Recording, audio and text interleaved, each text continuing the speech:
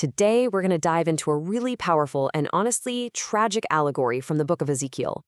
It's this incredible story about a magnificent vine, which is a symbol for a kingdom at its absolute peak, and how it was just violently ripped up and destroyed. And this isn't just some dry ancient history. It's poetry, it's prophecy, and it's a profound funeral song for everything that was lost. You know, the text itself gives us the biggest clue on how to read this. The very last line, and we'll come back to this, just flat out says, "This is a lamentation." That sets the tone for everything. This isn't just a story, it's a funeral song for an entire nation, a carefully crafted expression of grief. So here's the plan. First, we'll get the context for this royal funeral song. Then we'll look at this stunning image of Judah as a glorious vine. We're going to see it get destroyed by an outside force, only to find out the real cause of the collapse was actually internal. And finally, we'll talk about what it all means, what it means to be a lamentation for a kingdom. Okay, first things first, the setting. This part of Ezekiel 19 is a poetic lament. It's mourning the fall of Judah's kings and the total collapse of the Davidic monarchy. And you have to remember, the prophet Ezekiel is writing this from inside the trauma of the Babylonian exile. This isn't history written from a safe distance, it's being written from the rubble. And if we want to get really specific, this prophecy was probably delivered around 592 BC. Now, why does that date matter? Well, it's absolutely critical because by this point, Jerusalem was already on its knees, and its last king was basically just a puppet for a foreign power. The end was just around the corner, and this lament totally captures that feeling of dread. All right, so let's get into the heart of this, the central metaphor Ezekiel uses. He paints this picture of a magnificent vine, which is this powerful symbol of Judah at its best, a picture of divine blessing, strength, and just life. So check out this imagery. The mother here is the nation of Judah, and even more specifically, the royal family of King David. And being planted by the waters? Well, that's a clear sign of God's favor, his covenant blessing, that let the nation just flourish and grow strong. And notice that little phrase, "in thy blood." That's not just a throwaway line. In Scripture, blood represents life itself.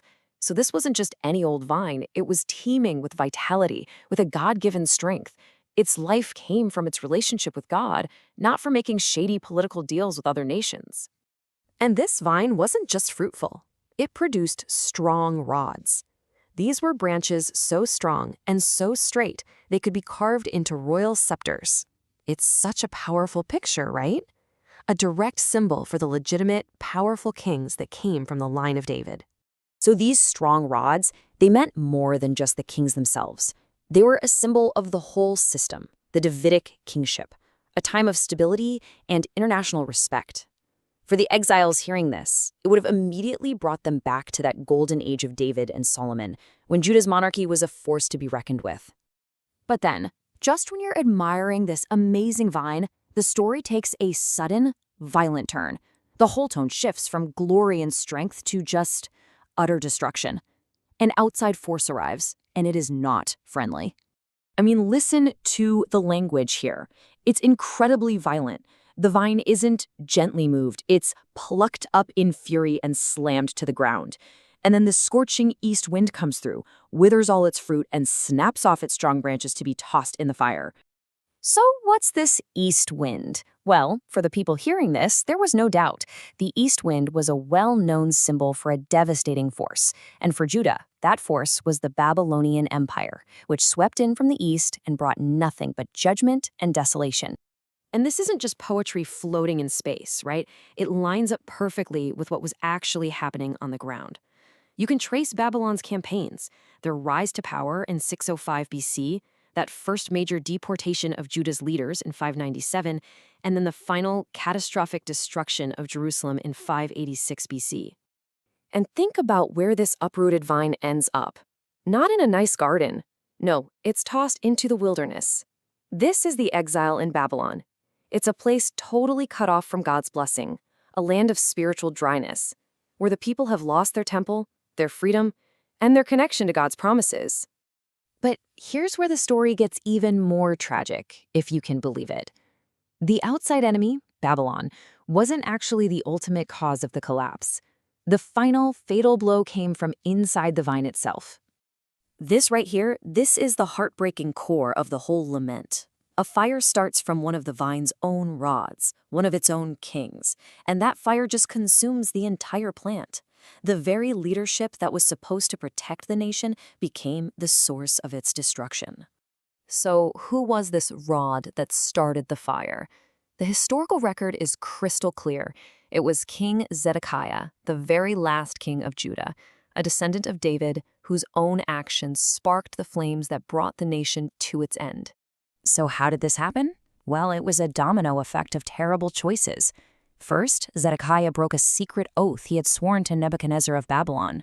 Then, ignoring the prophet Jeremiah's warnings, he made a foolish alliance with Egypt. And that act of rebellion was the final straw. It sealed Judah's fate and brought Nebuchadnezzar's army back to wipe Jerusalem completely off the map. And that brings us full circle, right back to the beginning. This whole story, this whole allegory, is a funeral song. It's a structured way to mourn everything that was lost. The aftermath was just total devastation. The Davidic monarchy was gone, the temple, the center of their entire world, was destroyed, and just like the verse says, Judah was left with no strong rod to be a scepter to rule. It was the end of everything they knew, a moment to grieve not just what happened, but what could have been. Ezekiel repeats this last line to hammer the point home. It's like he's saying, don't you ever forget this. This story must be remembered as a lament. It's a memorial to a fallen kingdom, a solemn reminder of the consequences of unfaithfulness and the tragedy of wasted potential. But, the loss was even deeper than just a political collapse.